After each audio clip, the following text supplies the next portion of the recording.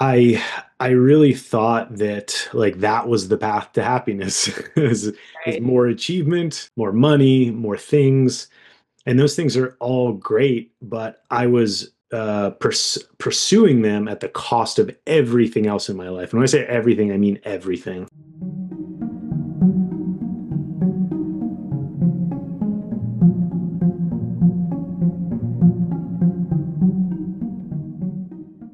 Welcome back to the Executive Exhale podcast, folks. I'm super, super excited for this guest today. Chris is, we'll get into who he is, but I'm super excited to have you. Chris is a transformational coach who works at the intersection of health, wealth, and relationships. And he's the co-founder of the worldwide men's movement called 13 Pines, which I'm super excited to hear about that. And an experienced entrepreneur who has built and exited multiple 6 and 7-figure companies in the health and personal development space. His work draws on thousands of hours of experience in emotional healing, trauma facilitation, somatics, breath work, masculine embodiment, relationship and communication coaching, men's development, as well as leadership mentoring and entrepreneurship. Mhm. So over the years, Chris has supported over 2,000 clients in their physical, mental, emotional, energetic, and spiritual development. And he's devoted his life to service to God and to his family. Welcome to the show. Dammy, thank you so much for having me on. I'm excited. Yeah, so am I. I have to share with the viewers that, and this is not to blow smoke up your ass, but I when I went through your website, I immediately connected to it. And I was saying to one of my kids last night, actually, my 19-year-old, soon to be 19-year-old daughter, I said to her, dude, like this guy I'm talking to tomorrow is like the male version of my wannabe. It's like Mm, it's sort of that's the trajectory I'm on in my journey, but with a very sort of masculine energy, mhm, not energy, but a masculine perspective. mhm. And so I really just want to dive into who you are. And I think the best way to do that is to start from where you came from. So, looking at, as you claim it on your website, the collapse, I think a lot of leaders really Yeah. recognize that and they really Mhm, will connect with that story. So, maybe take mhm. us back to that 2016 moment, right? You've had the collapse Yeah. and you've Mhm. woken up looking at those fluorescents. Like, what happened? Come bring us back. Oh, yeah, yeah. Up until that point, I was the most hard driving entrepreneur. I prided myself on overworking everyone, and that led me to compromise my health, my sleep, my relationships, and really my sanity, my mental health. And I just was going 100 miles an hour, working 80 to 100 hours a week. And I I really thought that like that was the path to happiness is Right. more achievement, more money, more things, and those things are all great, but I was pursuing them at the cost of everything else in my life. And when I say everything, I mean everything. And so in 2016, I had just finished scaling my second company. It was a organic farm to table meal delivery company. I scaled it nationwide about a year prior to this, and it was the most stressful experience I've ever had in my life. I went from like really, really profitable, great, fun business locally and regionally, doing really well. And then I stepped into the national arena and it just crushed me. I just learned the hard lessons of entrepreneurship. And it was a really rough year leading up to this point in 2016. I was also a competitive athlete at the time. I was competing in Ironman triathlons and CrossFit, both two very physically demanding. Yeah. So yeah, I think your listeners are getting an idea of like the type of drive that I had and intensity. That's how everyone would describe me back then. It was super intense. And I was in this CrossFit competition and I this was like the year I thought I was gonna like make it to the games, the worldwide competition, and I was um, training hard. I was gonna pause and go back. About 3 months before this moment in 2016, I broke my leg, which was a another sign of like slow down, slow down. It was actually about I think 6 or 8 weeks before my wedding, so I was in a cast in my wedding. um, and then I got back to training right after my honeymoon and just training hard and hard and hard. And then I was in this competition and going full throttle for anyone that's ever been there, like fully narrowed in, heart rate is pretty much maximal. And there's like Mhm. like close to a minute left in this last workout that I'm doing. And then I start to have this headache, like come on really strong. Like there's this pressure in my head that's increasing really fast. And, I thought I was like, okay, just, we used to call it the pain cave. Okay, just like go into the pain cave. And I had got really good at the physical suffering and the mental suffering at that time. And so I just went all in and it kept getting worse. And then all of a sudden it was like a grenade went off in my head, explosion of all that pressure. The lights went out and I came to probably a few moments later on my back. And fortunately, I had a barbell over my head at the time doing Oh. walking overhead lunges, crazy stuff. But fortunately, I didn't As a former fall. ER nurse, I kind of cringe a little bit when I hear that. Yeah. Oh, Yeah. there are so many things that, yeah, probably would have been a smarter way to do it. But, anyways, fortunately, the barbell hit me in the head, but I came to, and I just remember for the first time in my life being truly afraid. Up until that point, I thought I had control of everything. I had this really tight grasp on life. And in that moment, I get goosebumps right now because I was just overcome with 10 out of 10 fear and 10 out of 10 pain. It was every heartbeat felt like I was getting hit in the back of the head with a baseball bat. And for the first time, I had no idea what happened and I had no idea what to do. And I was really afraid. That was really the slap in the face moment that woke me up to the way that I was living my life was not going to be sustainable. I didn't know if I would make it another year, let alone another 40, 50 years at that point. And for the first time in my life, I was afraid for my health. I was afraid for my life, honestly, because throughout that healing process, like Western medicine couldn't really give me a really clear answer on what happened and then also how to prevent it again. And so in my mind, I was racing through like, I can't work like I used to. I just had a headache all day, every day. And anytime I got stressed or my heart rate started increasing, it would get worse and worse. And so I couldn't work out anymore. And so there was this really long, painful healing process that started. And for me at the time, I really thought it was just a physical healing process. But when I look back on it now, almost 10 years later, like that was the start of kind of a spiritual, mental, emotional, and physical healing and awakening process that there was many other moments that happened after that. But this was definitely Yeah. the thing that really woke me up and snapped me out of this way of being that I was forcing Yeah. myself into. What I absolutely adore about that whole piece is that it kind of reminds us that collapse is not the end necessarily, although it is an invitation. And we don't Mm, always see it that way in the moment. My own personal burnout story was similar, but not like that in the sense that like I just burned out from the perspective of working long hours, lots of demands, lots of expectations, not taking care of myself, not exercising, not eating right.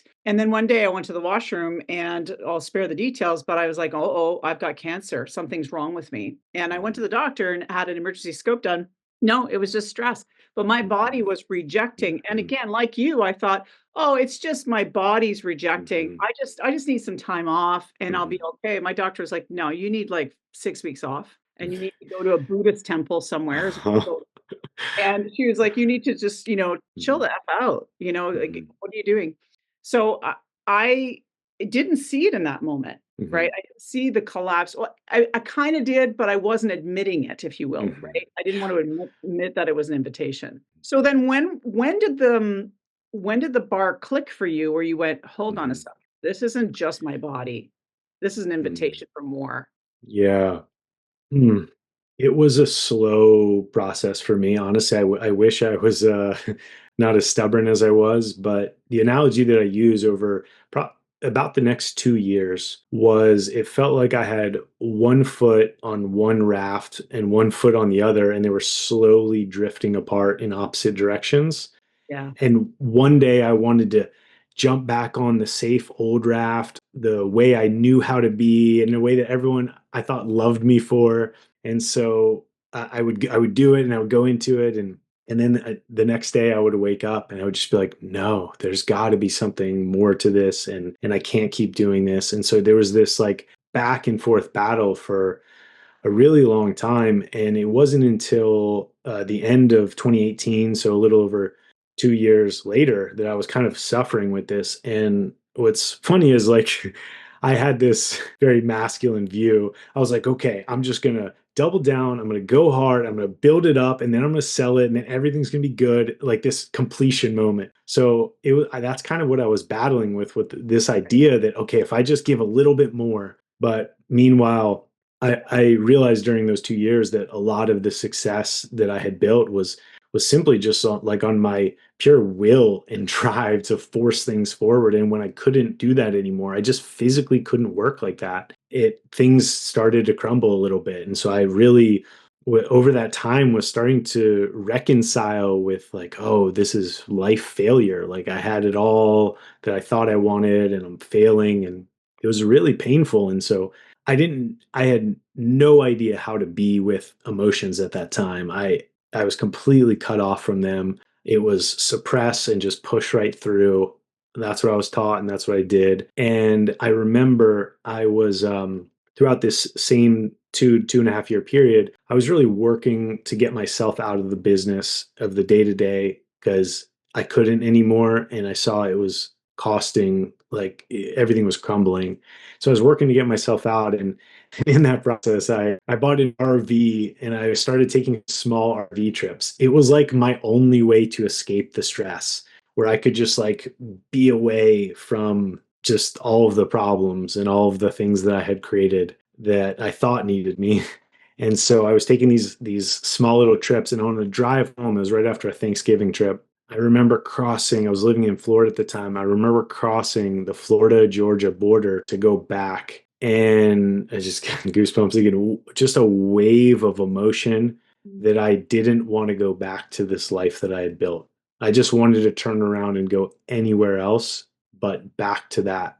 And I pulled over to the side of the road and I just started crying. And I probably had only cried a handful of times maybe in my adult life, maybe less than one handful. And it was overwhelming, the amount of grief and sadness that I had. And that was the first moment where I really felt like I surrendered to the fact that I may need some help, and I just don't know what to do anymore. It was just like this. I prided myself on always having an answer and always knowing what to do next. And in this moment, like it was like I couldn't even help myself. And so it was like this throwing up my hands and just being like, I don't know. And I didn't have a strong relationship to God back then. I didn't really have any prayer. So I didn't even really know who I was saying it to, but I was just like, please just show me. And then shortly after that, I met one of my first mentors and did my first emotional healing program. And that supported me so much. So that was about the time that things really started shifting after that moment. Yeah, I mean, it's funny how it's a common story that I hear, a common thread, especially with my male clients, is or people who identify as men clients, is that the release of emotion is so suppressed. I want to really bring attention to that point because it's important. And I would say, even with myself, I carried a lot of what I would call, and I don't like to differentiate between masculine and feminine energy because that's just not a thing for me. But generally speaking, if I was to just categorize this, I carry a lot of masculine energy. And so for Mhm, me, I would suppress, suppress, suppress. mhm, I come from a big T and little t trauma home. And so I mhm. learned very early on that it wasn't safe for me to show Yeah. emotion and to just power through. So there's similarities there. And I'm sure there's people listening to this who are Mhm, relating mhm. to this notion of suppressing. I mean, I drank a lot Yeah. before. I don't drink anymore, but I Mhm, drank a lot. And I started to question if I had a problem because I was mhm, going through a bottle, sometimes two a mhm. day, not a week, not a weekend. Hubby and I would sit outside and go through alcohol like it was eating Mhm. food. I'm still struggling to shed, Yeah. right? And so then you admit you need help. You've got this mentor that just kind of universally shows up for Yeah. you because that's kind of the way it is, right? Things Yep. just show up. So then walk us then through that process, because now you've got mentorship, you've got some support, Hmm. and I know that there's other things that came up for you in your life around this time frame. Am I correct when I'm Yeah. telling you Oh, a yeah. story that was pretty harsh, right? Oh, yeah. We're about to go into that phase. Yeah. So maybe Yeah. maybe walk us through this, because sometimes I think what people feel is like, if I just get a mentor or a coach, it's going to be great. I'm going to be Yeah. fine. But sometimes it's like, actually, Yeah. this might be the beginning of the unraveling for you, so you can rebuild yourself, kind of like a butterfly Mhm. in a cocoon has to turn to mush before they can turn into a butterfly. Yeah, that's exactly what happened for me was what going to this place and having support to like go inside really did for me initially was Mm, it just brought an enormous amount of awareness to all the things that I was suppressing and neglecting and right. not dealing with. And so it definitely wasn't a completion or even a resolution in that first 3 month program that I did. It really just actually sent off a cascade of many more things that would happen. And Right. in that year, in 2019, I ended up a lot of things. I first went to a few retreats. Those were really helpful for me. I started working with some plant medicine, and I also sold my home, all my real estate in Florida, and both of my businesses in all in 1 year. Because all of this new awareness, it felt like my whole life was out of alignment. I didn't have any. This is kind of what I'm going to get to on like the. I will use the term masculine, feminine, but I'm really just talking about like the healing space is a lot of feeling, and Yeah. it's very soft, it's very safe, and that's exactly what I needed to go to that place. And I was really engulfed in that world at the time, and so I felt like the only thing that I could do was burn it all to the ground. Right. And like that was the only way out of this. What I know now is there's definitely a middle path. There's a way to feel, to process, while also still holding commitments in your relationships and like the things you care about.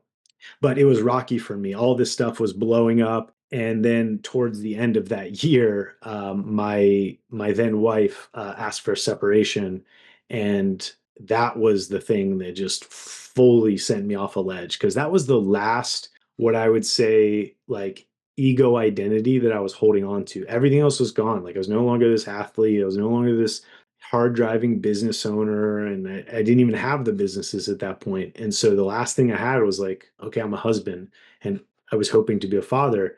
And so I was like, okay, I still got that part of my ego dialed in where I have this idea of who I am. And then that came crashing down really by my surprise in one moment. And looking back, there was an enormous amount of signals where my relationship was just like everything else in my life. It was so far down the priority list that it was just, I put zero attention on it. So looking back, there were so many signs that this was happening, but I couldn't see them. And I don't know if I was willing to see them until that point. And then that really, that was like the what a lot of people would call is like the dark night of the soul moment when I was just in the depths of the swamps, like the depths of the despair, and pairing the physical pain that I had after the 2016, that was like the level of emotional pain that I had after the separation with my then wife. And yeah, and I continued. It was like I've got two choices. I either give up, whatever that means, Yeah. or I just keep going in the only way that I know how, and that was further inside. And I was fortunate enough to call it like rebuild and transition and build back in a way that was really in alignment for myself. But I couldn't get there had I not gone to like the deep, dark places inside of me that I had never been before and was frankly scared beyond belief to go to. Yeah, I do, my mentor and, teacher in the space of heart breath, which is like a somatic body breath work that we use. It's part pranayama style, part, Mhm, holotropic breath done to music, and, allows us to go into our nervous system, right? To mhm, tap into those places where we hold trauma and fear and all the emotions in our neurological system, and there's science behind this. We know this works. mhm, But what is interesting is the first session I did, speaking of how it's not easy, when the first session I did, having so much trauma, my body rejected the the body breathwork experience and the healing modality so much that I was nauseated. I couldn't hold the breath pattern. She had to really walk me through it. Release, I had such Mm-hmm. dizziness and having a Mm-hmm. hard time, and so the physicality of the Mm-hmm. healing process was so real. Even so, there was emotion connected to it. I bring that up only because what you're talking about is the healing is not one, it's not a linear process. Everybody Mm-hmm. has their own way of doing things. Different tools work differently for different people. But what I gather is the big message that I heard from you in the last few minutes is you don't get over your stress through your head. You don't Mm-hmm. get over your burnout or your situation just using your logical mind. You Mm-hmm. know, there's a time when you slowly start to realize, actually, I have to get below. I used to tell people I would reach the ceiling to my healing. I always stayed above the head. Mm-hmm. I knew I had to go into the body. I Mm-hmm. knew I had to go into the spirit, the soul, the body, the energy work that Yeah. sounds, quote, woo-woo when you come from 9 to 5, and I'm a Mm-hmm. registered nurse in the past, was in public health executive, very science-minded, very Mm-hmm. almost left-brained, although that's not really a Yeah. thing. I struggle with the healing process. So I wonder, as you were going through these, maybe tell us a little bit about some of the resistance you experienced during this and how you overcame some of that resistance. Just because as people start to go into these healing modalities, they Mm-hmm. go, "Holy crap, like I don't think I wanna do this." Yeah. Yeah. So much resistance. Yeah, And I find that like that the quality of resistance is like pretty universal for people. We all have different levels of it and what we're resisting, but there's always some resistance to the unknown until you mhm, start going there and then yeah, you realize that you'll be okay. But at first, most people have resistance. For me, I actually did one of the things that helped me the most was breath work. yeah, And I was also trained in and doing a lot of somatic breath work. That was the thing that it was funny. I would take my old mentality, like I would go so hard with breath work, like the really intense breath work. But what it did was it took me out of my mind. And that was really what I needed to do because the mind is where like all that resistance was and the sense of control and the sense of not letting go at all. And the breath really allowed myself to over many, many sessions and over time to start letting go of that like sense of control. And yeah, I will say plant medicine also helped. I was doing both really at the same time. At the same time, I was doing a lot of the somatic work. And both of those together really helped me to turn off this default mode of thinking, which was the thing that created all of the challenges and the cage that I was previously living in. And so you're absolutely right. Like you can't solve the problem with the same thing that created it. And yeah, that's this mind space. And yeah, I'm trying to think like my first big breathwork session, I had a very, very intense experience. I was purging, didn't quite like physically, but like energetically purging. My body was both seizing up and also trembling and shaking. And like it probably looked like I was having a seizure. But like now I very well know like these are all just ways that the body actually releases this tension and some people would call like trauma that's stored in the tissues. And when we get the mind out of the way, the body knows how to heal itself. I mean, we look at every other animal in the wild. They actually do this thing called tremoring, and that's actually a thing that I'm trained in. I do TRE and trauma intention release exercises, and it actually activates this like inner biological thing that we all have as mammals, where when we get out of a life or death situation and we get to safety, if we allow it, the body actually shakes and releases and it sweats and it does all of these purging modalities to get rid of that energy that's like frantic energy inside of us. But as adults, we oftentimes we clamp that down because it's like weird or strange, or I don't want that to happen. I don't want to cry. I don't want to do all these things. And so it just kind of like gets pressed down like compressed air. And then we do that over and over and over again until boom, like we have our burnout moment. And so all these modalities for me were just ways of like slowly releasing the air pressure out of that compressed air container.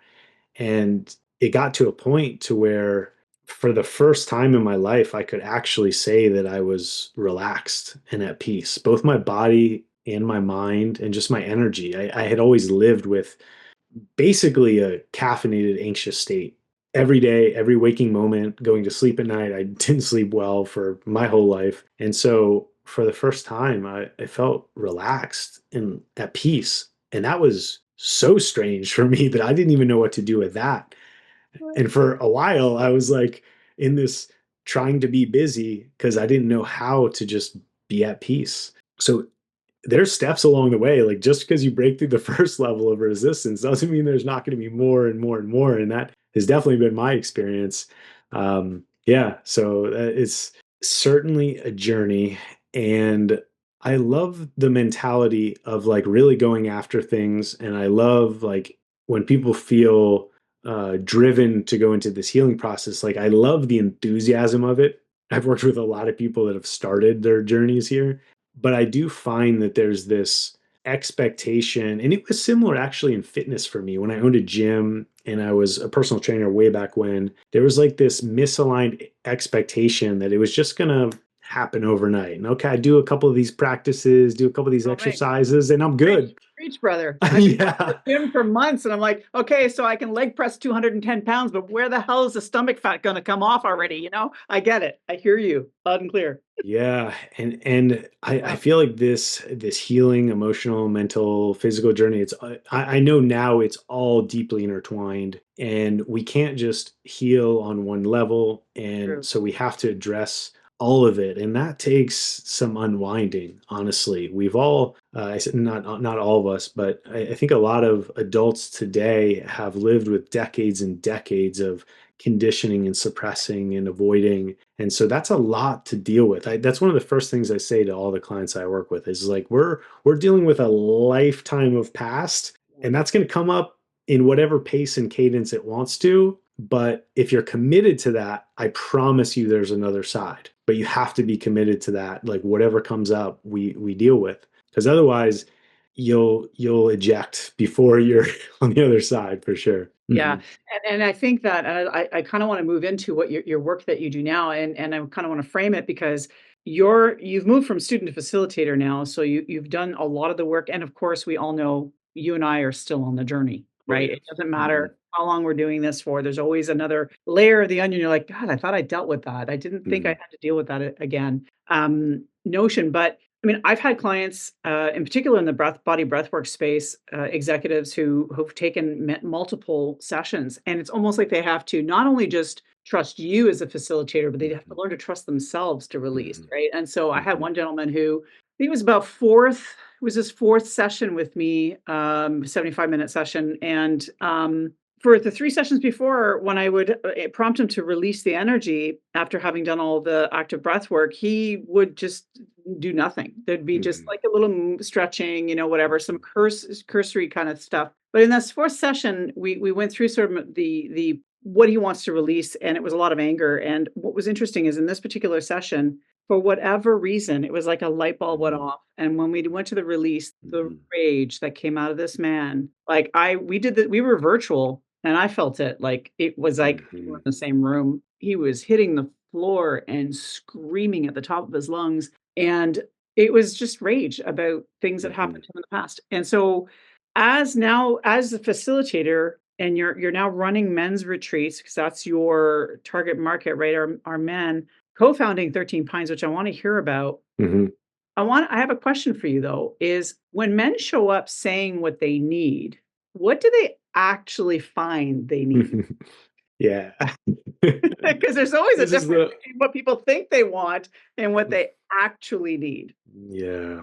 Yeah, there's this is this is something being in the men's workspace who've I've always definitely still don't nail, but straddling this line between speaking the language that men want to hear and speaking the language of what we're actually going to do and what's going to actually resolve in your life. Because most men think of like investing in programs or hiring a coach is they directly go to this linear ROI. So it's like, okay, what's the ROI and how can I measure that in XYZ? And there absolutely is tangible ROI, but what they are not aware of is all of the intangible and subjective ROI that they have no reference point for. It was like me not having a reference point for what actually being relaxed in myself was.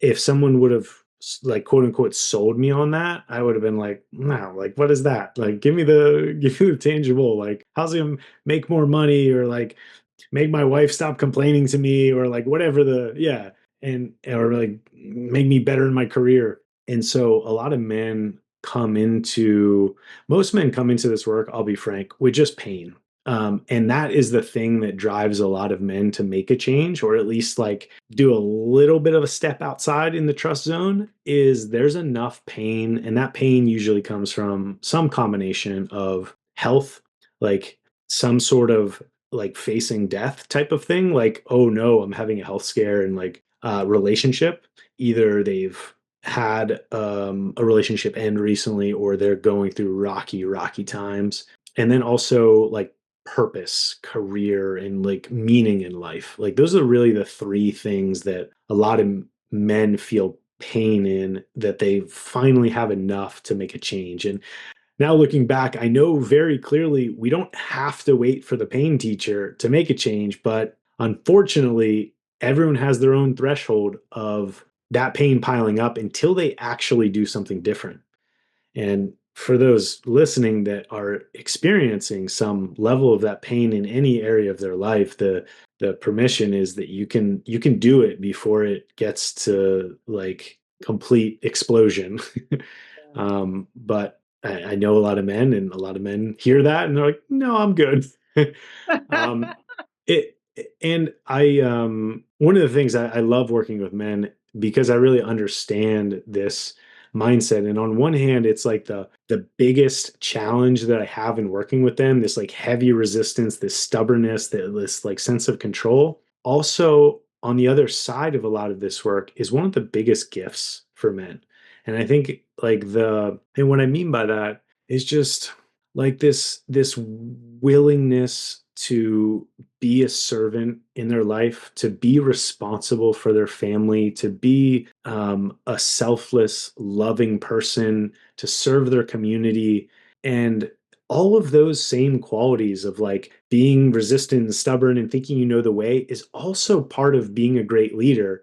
But you have to kind of work through the unconscious parts first so that you bring more consciousness to the way you're leading, if that makes sense. Like we kind of have all these like sneaky little ways that creep up in our life that when we really look at it honestly, I call it an integrity audit. When you look at all these areas of your life with complete honesty, where are you out of integrity? And that again goes back to some of those same categories, but it's like, yeah, I don't love when I snap on my kids, or I don't love when I talk myself out of going to the gym, whatever it is. I don't love when I tell a little white lie at work or whatever the thing is. It's those are all the things that are kind of like seeping up from the unconscious old programming that when addressed and when moved through and you bring consciousness to it, like they can be amazing qualities of leadership. It's interesting because the vast majority of my clients have been men, and what's interesting is, anecdotally, the vast majority of them have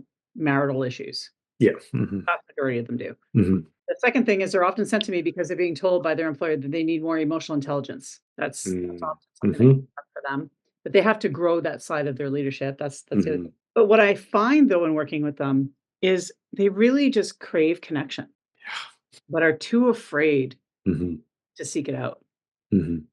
Right? So I'm curious about when you run these retreats, the notion of connection and community and how that works out for you guys. Yeah.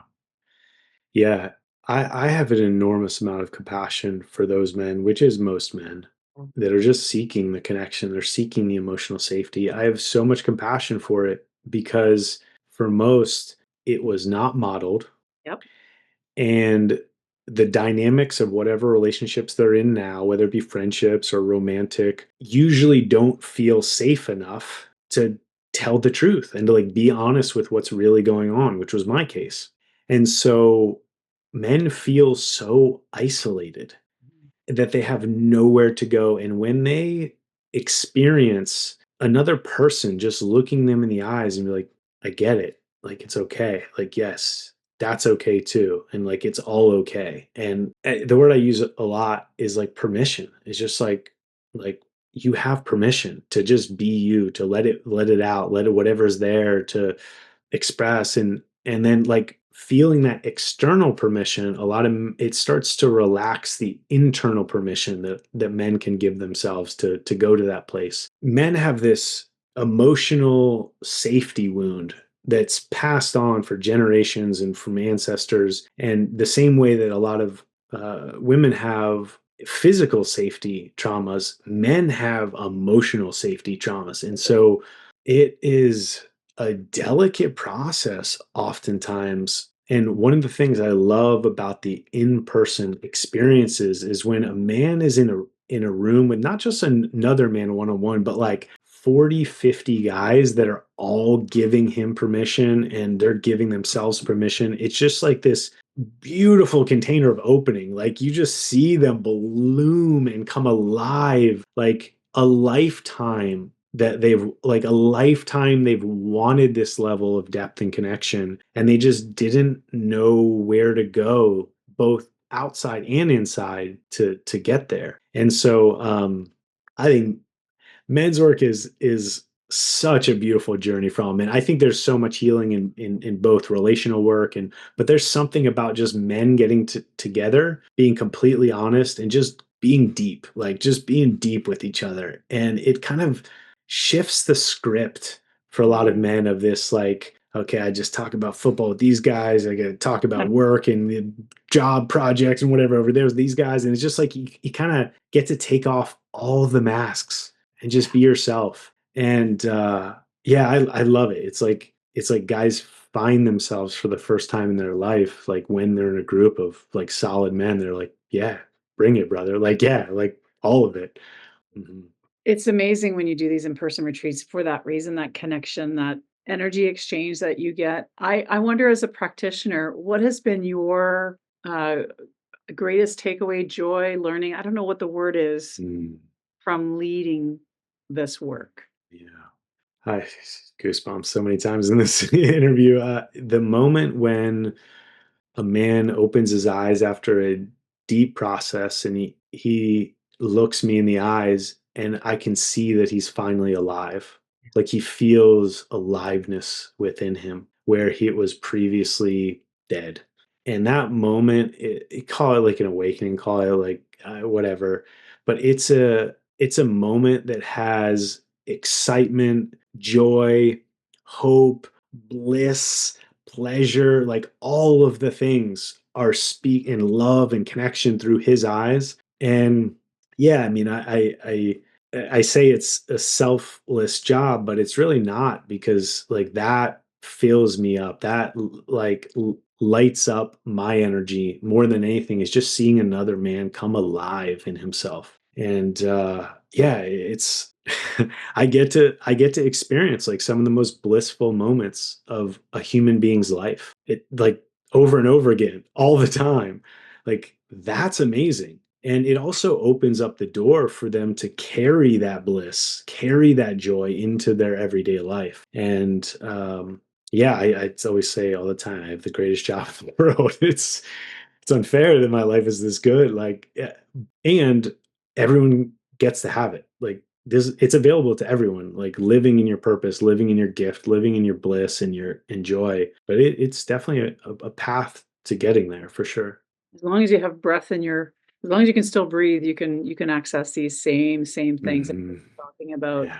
I think one of the most powerful heart-centered thing for me is when I watch a person release and they come out of it and we do a debrief and they'll be like, I feel so differently now. I feel so differently. I actually started doing heart breath with my husband, who's been Mm. resisting a lot of things of late. Funny, it's like, I got to go back into the breathwork patterns with you, Tammy, because Mm. I feel so much more balanced. I can't explain it. Mm. Yeah. Yeah. I I want to acknowledge your husband. Good for him for yeah. yeah. Yeah, Hmm. it's been an interesting pattern.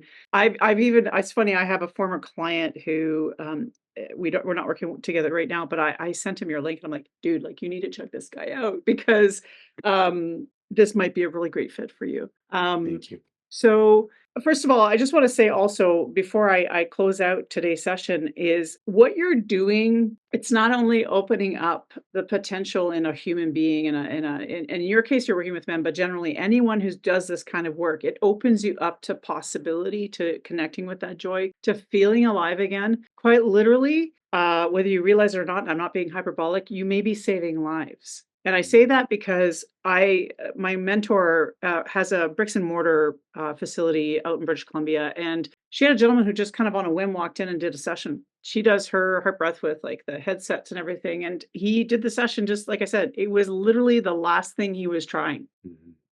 And when he was done with the session, he had released so much rage and sadness and so on. And at the end of the session, he went up to her and asked if he could hug her. And she was like, okay, well, I don't know if this is an approach. I don't know if he's going to do something Mhm. silly or not. But he hugged her and he told her, he says, I don't think you realize, but you just saved my life tonight because I was Mhm. actually going to go kill myself tonight. Mhm. And I bring this up because I think a lot of execs, and I'm one, I Mhm. fully admit, struggle with this ideation because we feel so alone. Mhm. Like, we don't know where to go. We don't know Mhm. how to handle it, and Mhm. so you go to these really dark places. So I think Yeah. being able to connect and I get emotional thinking about it because I think about how it saved me. Yeah. So I can't imagine, I can imagine, I shouldn't say that. I can imagine when you have a collective of men together and you have this, like, symbiotic support of each other. I can't help but think of that one guy out of the 20 Mhm. who was thinking that, "If this doesn't work, I'm fucking Mhm. done." So thank you for doing this work. It's Mhm. powerful stuff. Powerful stuff. So then for the leader who's currently listening to this, or for the man who's listening to this, and they've got this super successful career, they're feeling hollow and dead inside, is the phrase that you just kind of used. Mhm. One, what's one tangible thing that that person can start today that will help them? And two, where can they get a hold of you if they want more support? Mm. Yeah, thank you. Tangibly, I would say that realizing that we have more, I'll use the word control because that's the word that a lot of men would use. We have more control over that state of being than like we realize, like all of us realize. Like, definitely, if you have never regulated yourself, which I hadn't my whole life up until that point, you don't realize that you can choose to live in another state. And I didn't get that. And so the easiest access point to controlling that is our breath. And the lower in our body and the deeper and the more full our breath, the more we can down regulate our nervous system, which if a man just focused on his breath, like he would get a lot of benefits. Because what happens when you're breathing short and high, and you know this, you're short and high in your shoulders and neck, and you're activating your sympathetic nervous system, which is our fight, flight, freeze, survival mode. And we're pumping our body with all of these cortisol and adrenaline. And in the short term, that's great to get you through a life or death situation. But we were not designed to live with this moment after moment stressing of our body. And so just closing our eyes down and taking a deep breath into our belly, letting the whole body relax as much as we can, or just relax 1% more when you exhale, and then do that again. And you'll realize, even just after like 10 breaths, like you'll be calmer. That sense of complete overwhelm will go from maybe a 10 down to an 8 or a 9. And then you keep going and you keep practicing, and you realize that just because the momentum or the cascade of our emotions will keep going until we consciously stop it. And that can be anger, that can be sadness, that can be just stress, overwhelm, anxiety, depression. Like, the momentum will keep going the more we put our attention on it. But as soon as we put our attention on calming, down regulating, deep breathing, we can start to see more clearly.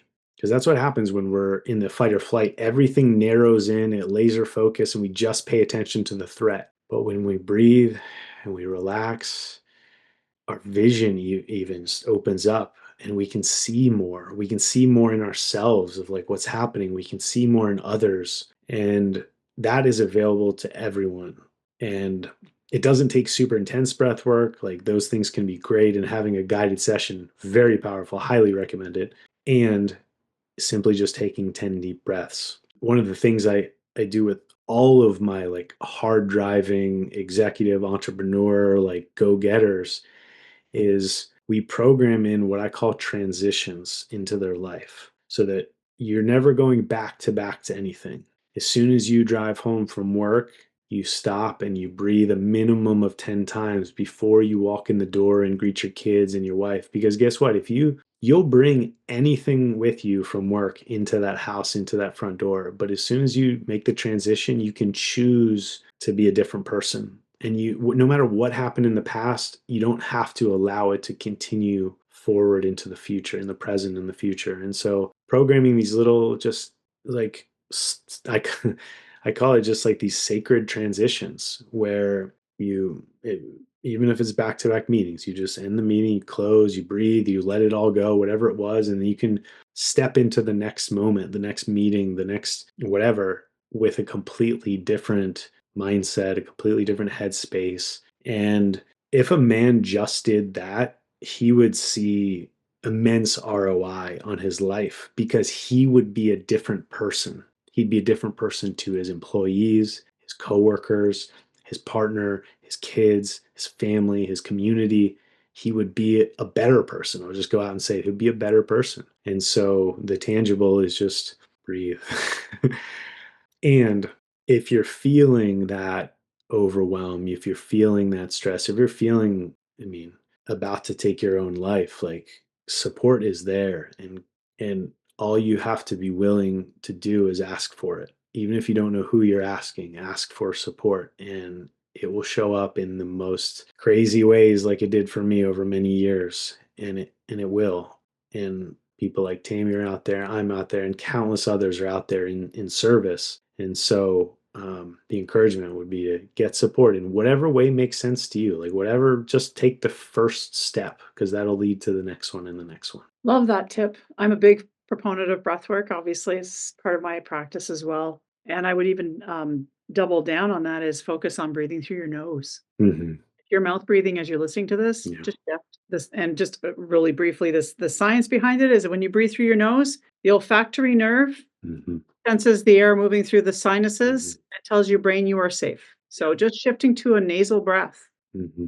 in addition to what Chris is suggesting, is so powerful. So thank you for that tip. That's awesome. So where You're can they awesome. find you? Where can they find you? Yeah, thank you.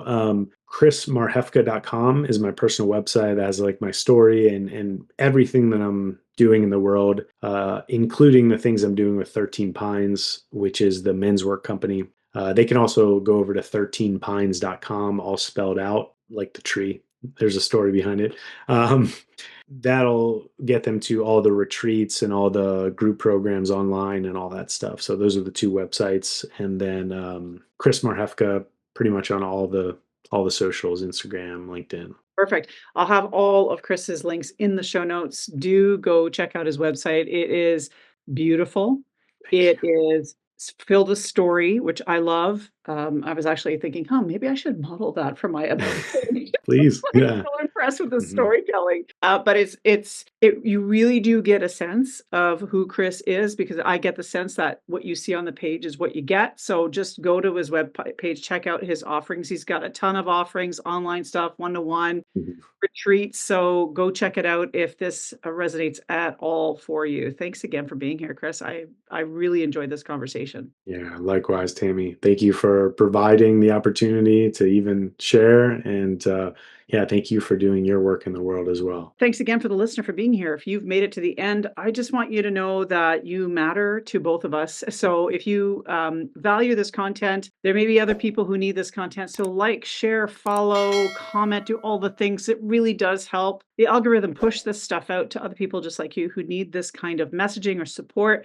And until next time, folks, stay grounded, stay inspired, and remember to exhale.